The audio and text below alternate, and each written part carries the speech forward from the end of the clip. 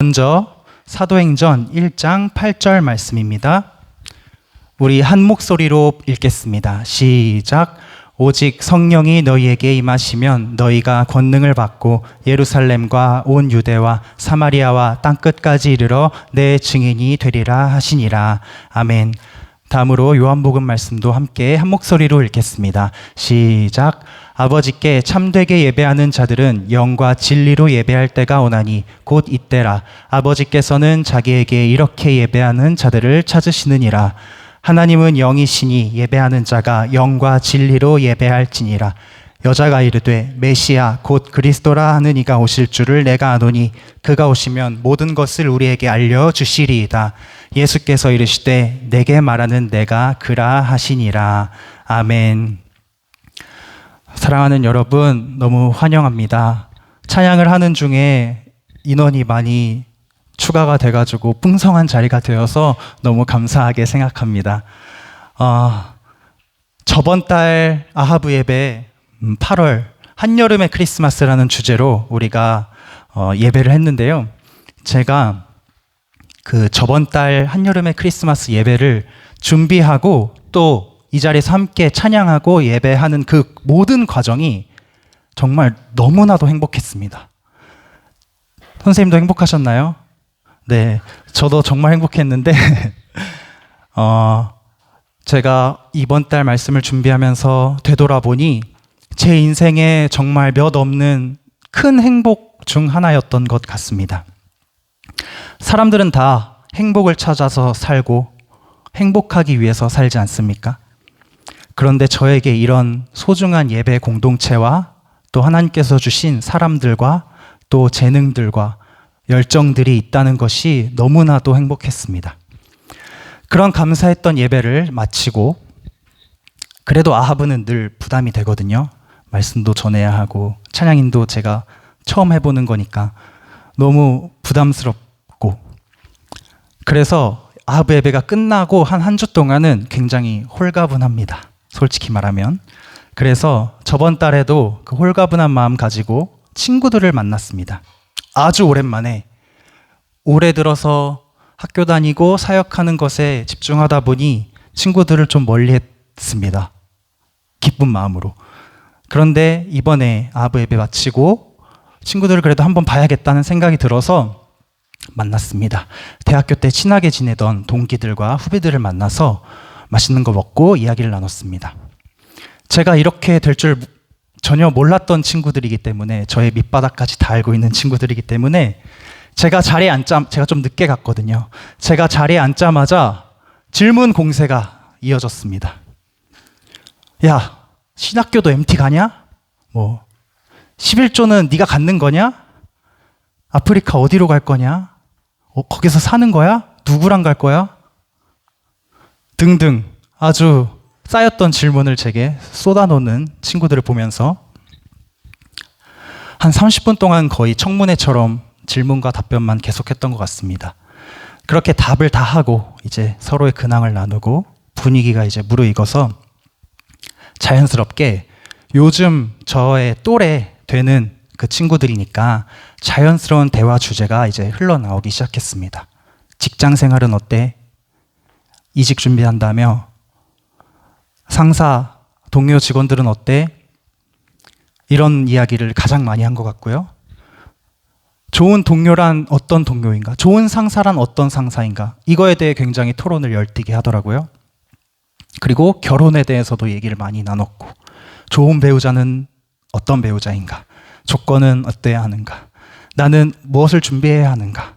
이런 것들을 막 열띠게 이야기하는 거를 저는 잠자코 듣고 있었고 재테크는 어떻게 해야 되는가? 돈 관리, 월급이 이제 쌓여가고 어느 정도 규모 있는 생활을 할 수 있는 그 정도의 나이가 됐다 보니까 돈 관리는 어떻게 해야 되는가 등등 그렇게 대화 속에 자연스럽게 각자가 생각하는 잘 사는 삶, 행복한 삶에 대해서 말을 하더라고요.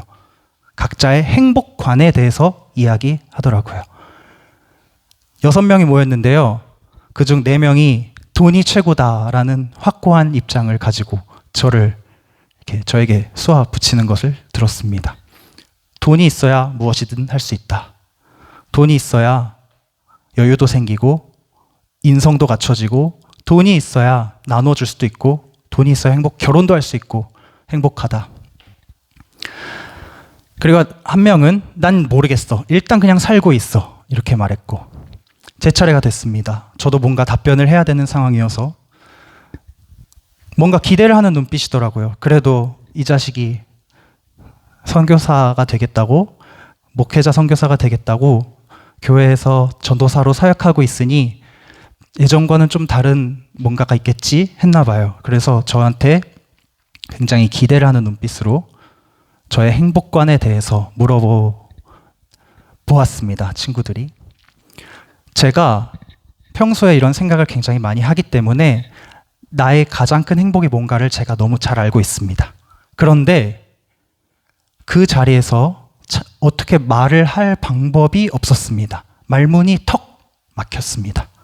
말하고 싶은 건 제 속에 정말 많은데 하나님을 통해서 경험한 그 행복들이 정말 많고 앞으로 누릴 행복도 내가 미리 알고 있는데 신자가 아닌 이 사람들, 믿지 않는 친구들의 언어와 그들의 문화를 이렇게 뚫고 이거를 잘 설명할 수 있을까? 이렇게 멘트를 구상을 하면서도 너무나도 막막한 기분이 들었습니다. 중고등부 설교 준비보다 어렵구나 이 생각을 했습니다. 왜냐하면 우리 아이들에게는 이렇게 말할 수 있습니다. 내 행복은 첫 번째로 구원과 영생을 얻은 하나님의 자녀라는 이 정체성이 얼마나 행복해.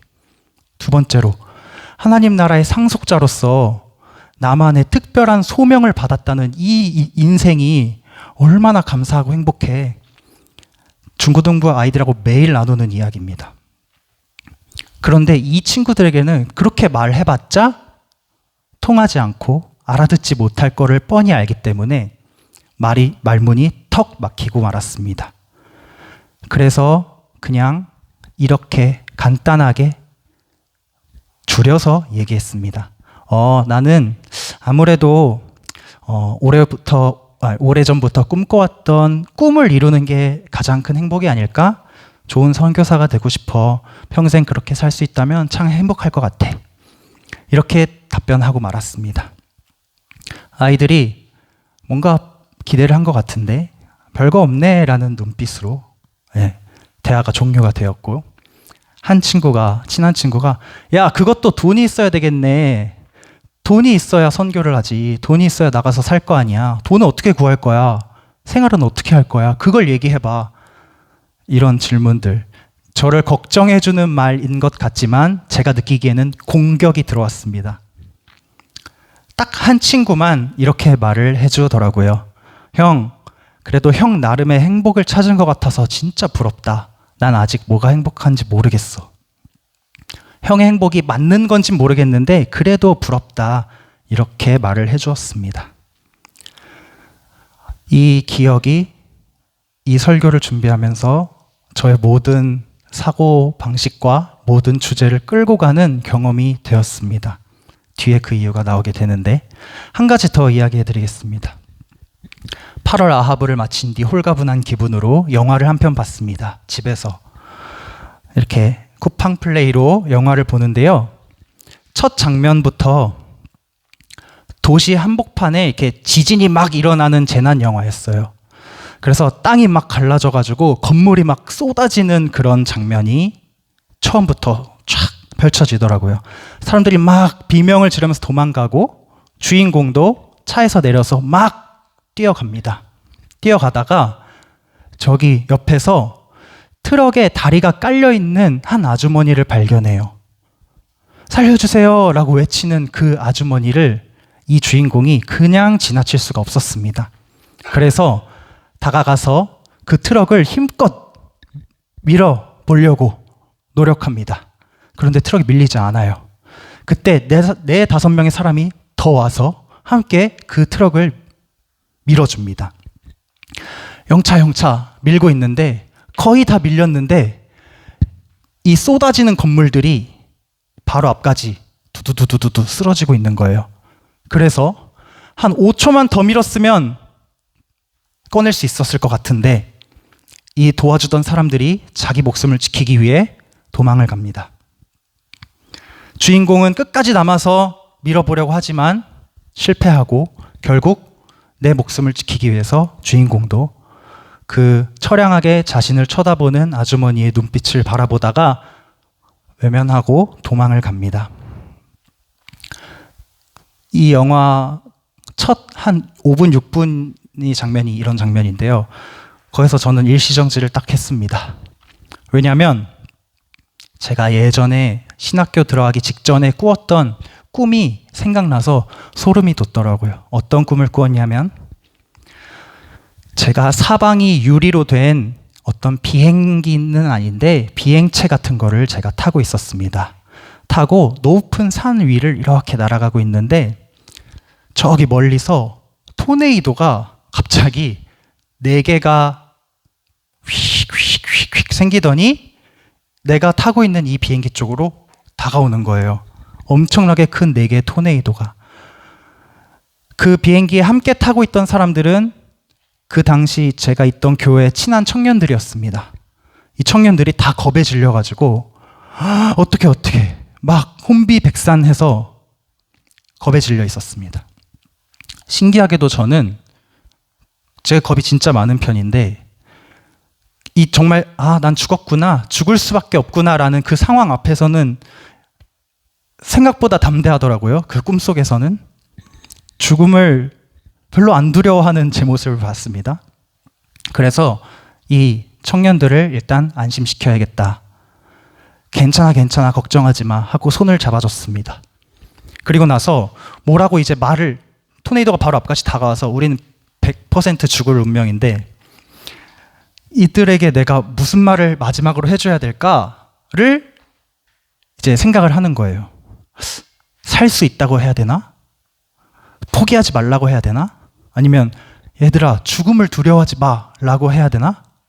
우리에겐 영생의 소망이 있잖아 이렇게 말해야 되나? 아니면 혹시 예수 안 믿는 사람 있어? 솔직하게 말해 이렇게 물어봐야 되나?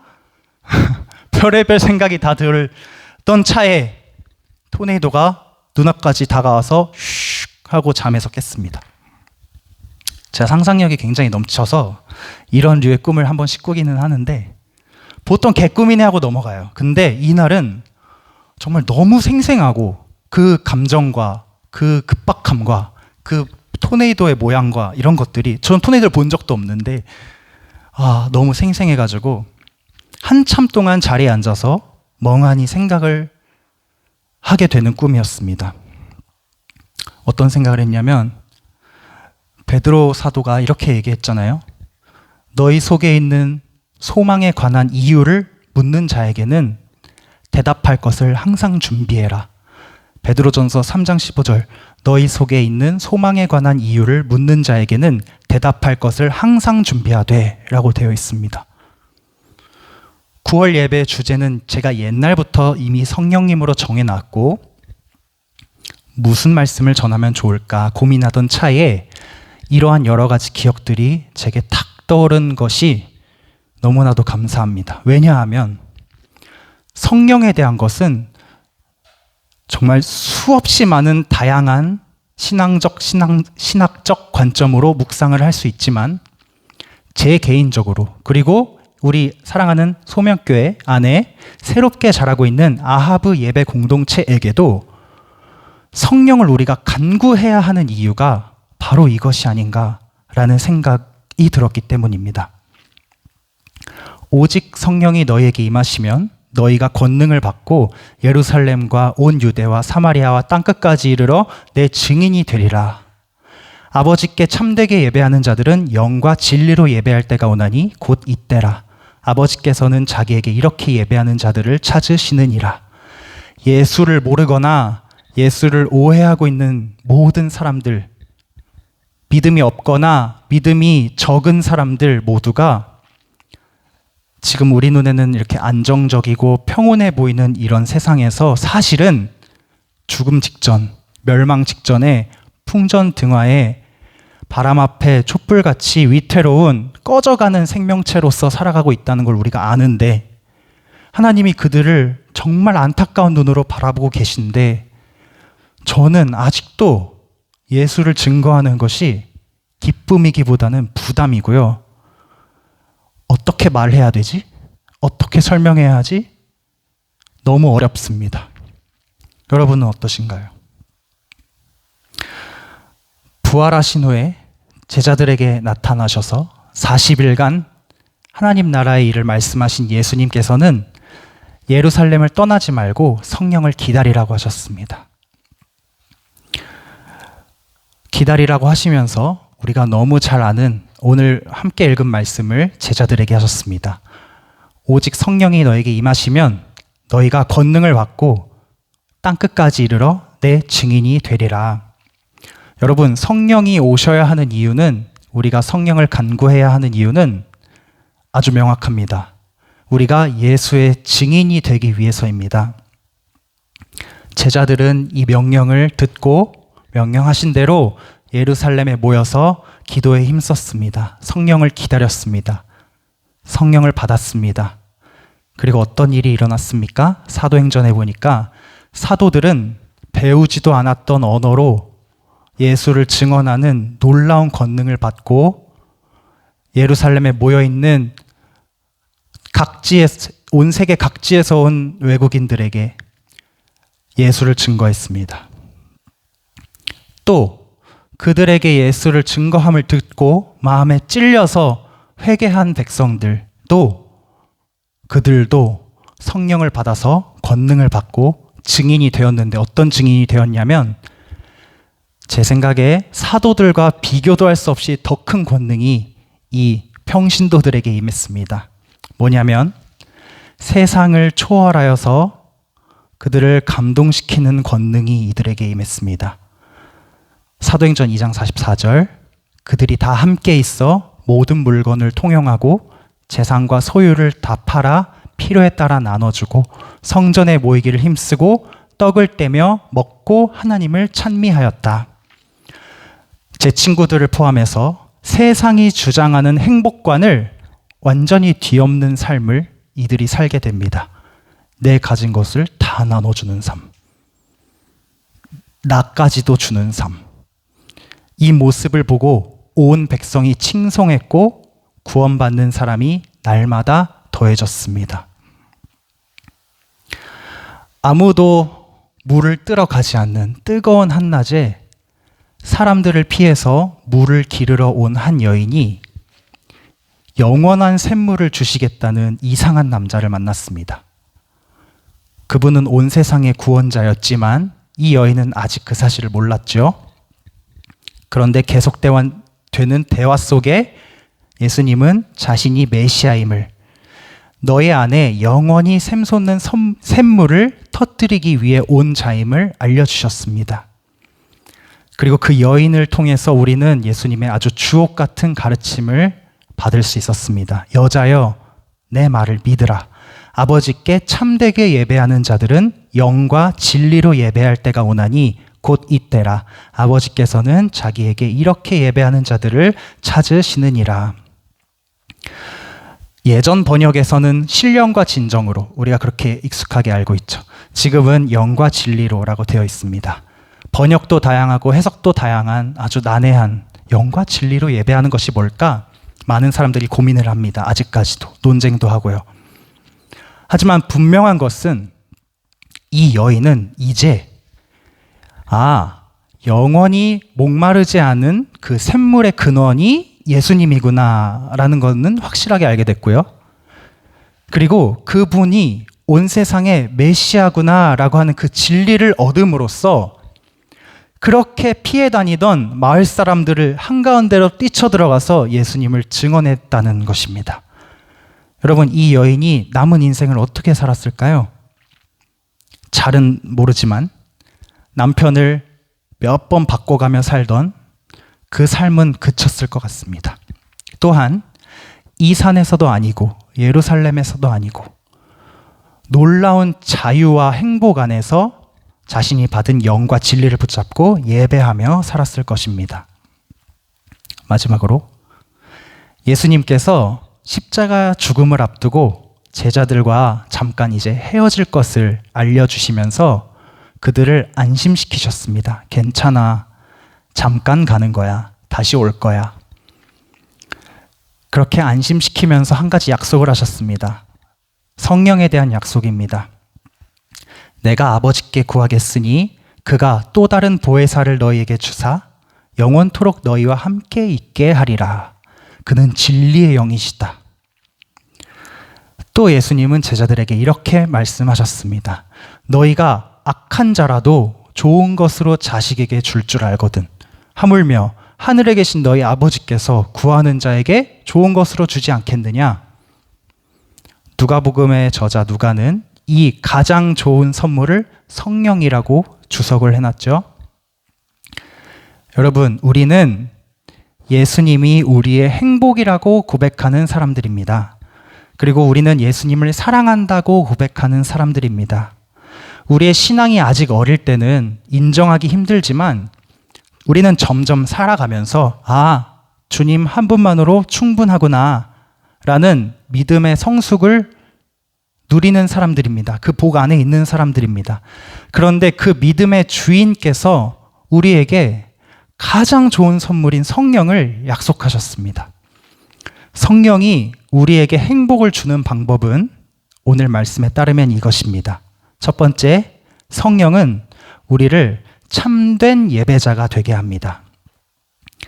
성령은 우리를 참된 예배자가 되게 합니다. 두 번째, 성령은 우리를 예수님의 증인으로 살게 합니다. 성령은 우리를 예수님의 증인으로 살게 합니다.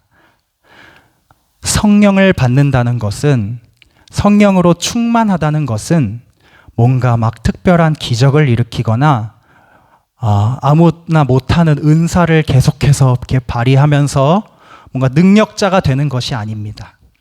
성령 충만하다는 것은 남들이 하기 어려운 일을 쉽게 하고 그런 지혜와 에너지를 막 충전받고 공급받는 그런 것이 아닙니다.